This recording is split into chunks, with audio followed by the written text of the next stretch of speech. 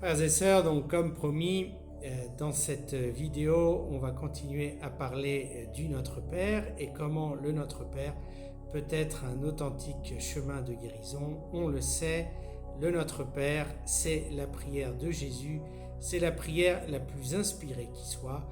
Et donc, cela devrait être la prière la plus guérissante, la plus sanctifiante qui soit.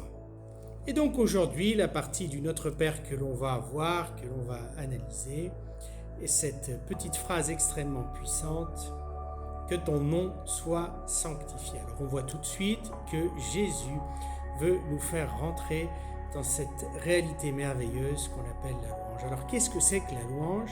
La louange, c'est l'acte par lequel on reconnaît et on déclare les qualités sublimes et merveilleuses de Dieu. Alors vous pouvez voir que la louange est très liée à l'adoration. Alors qu'est-ce que l'adoration ? C'est une bonne question.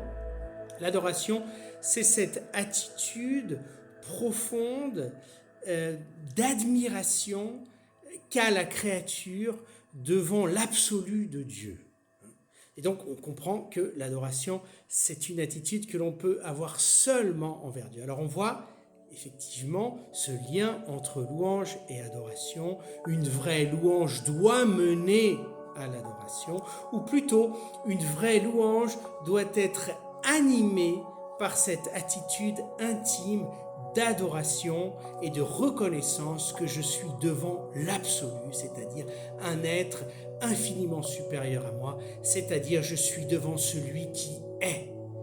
Alors déjà, la formulation de cette phrase est assez intéressante, que ton nom soit sanctifié. Alors qu'est-ce que ça veut dire que ton nom soit sanctifié ? Ça veut dire qu'il lui manque une certaine sainteté à ce nom et que nous, à force de répéter que ce nom est saint, on le rend plus saint.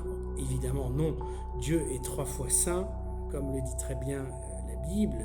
Isaïe au chapitre 6, les séraphins déclarent « Saint, Saint, Saint est le Seigneur ». Donc, il est complètement saint, il est parfaitement saint. Donc nous, on n'a rien à ajouter à la sainteté de Dieu. Alors, que ton nom soit sanctifié, ça veut tout simplement dire que l'on déclare que ton nom est saint.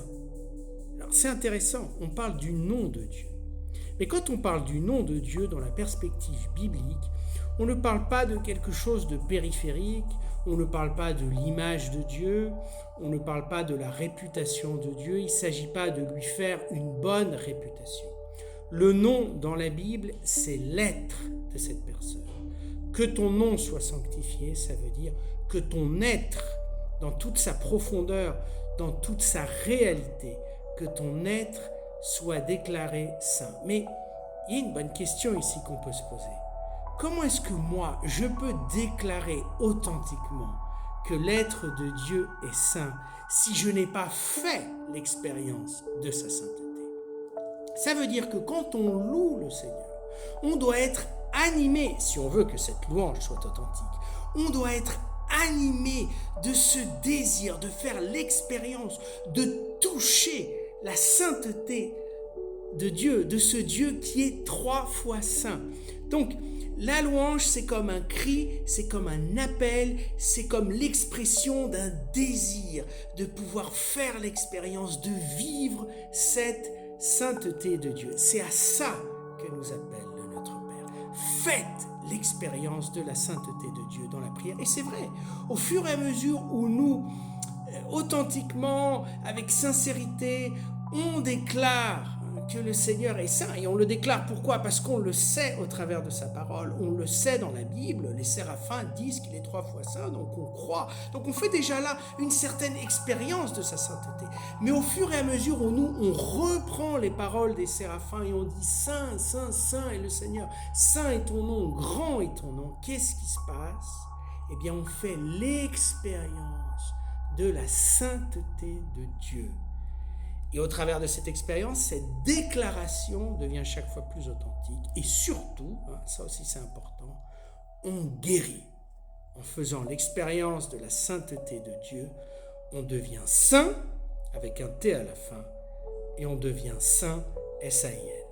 Frères et sœurs, une dernière remarque. Alors si vous êtes suffisamment patient, vous irez jusqu'au bout de cette vidéo. J'espère qu'elle ne sera pas trop longue. on dit que ton nom soit sanctifié. Alors, Jésus aurait pu formuler les choses d'une autre façon.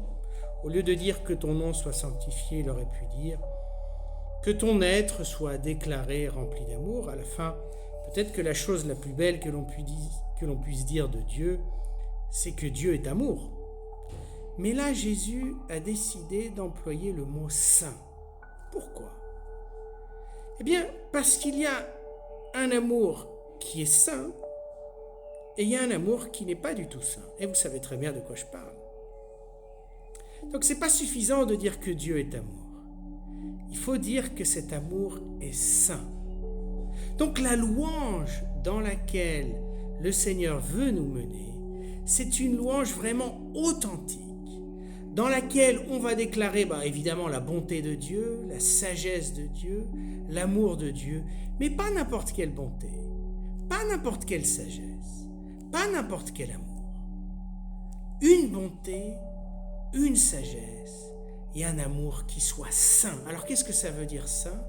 Ça veut dire qu'il n'y a aucune ténèbre, qu'il n'y a que lumière, qu'il n'y a aucune fausseté, qu'il n'y a aucune compromission avec le mensonge et avec le mal. Ça veut dire la pure simplicité d'un être qui n'est que lumière. C'est ça ce que ça veut dire, la sainteté de Dieu. Et en même temps, quand Jésus nous demande de déclarer cette sainteté de Dieu, de être émerveillé devant cette sainteté de Dieu, Jésus est en train de nous montrer que l'objectif de notre vie, c'est aussi de parvenir à cette sainteté, c'est-à-dire à une vie chrétienne qui ne soit pas une vie sans erreur, évidemment, il y aura toujours des erreurs, mais une vie chrétienne qui soit sans compromission avec le mal, c'est-à-dire une vie chrétienne qui soit oui ou qui soit non, c'est-à-dire oui à Dieu, non aux ténèbres, une vie chrétienne authentique,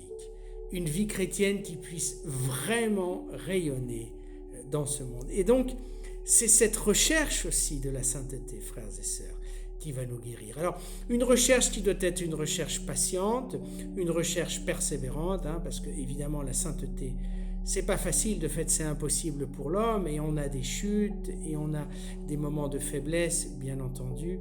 Mais cette recherche de la sainteté, si elle est faite avec patience, avec humilité, avec persévérance, sans scrupule, cette recherche de la sainteté est vraiment guérissante. Je répète, soyons saints, S-A-I-N-T, pour devenir saints, S-A-I-N. Alors frères et sœurs, peut-être que ce serait plus correct de le formuler de cette autre façon. Soyons saints, S-A-I-N-T, et ce faisant, nous serons saints, S-A-I-N. S.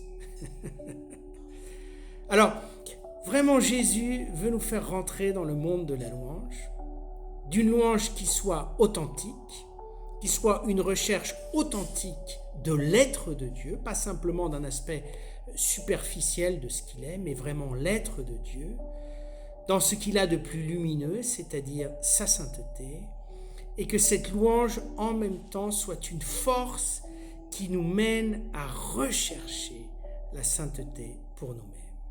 Et alors, vous le savez, la louange a cette propriété de nous catapulter hors de nous-mêmes. Nous vivons malheureusement trop centrés sur nous-mêmes, en nous-mêmes, dans nos problèmes, dans nos préoccupations, etc.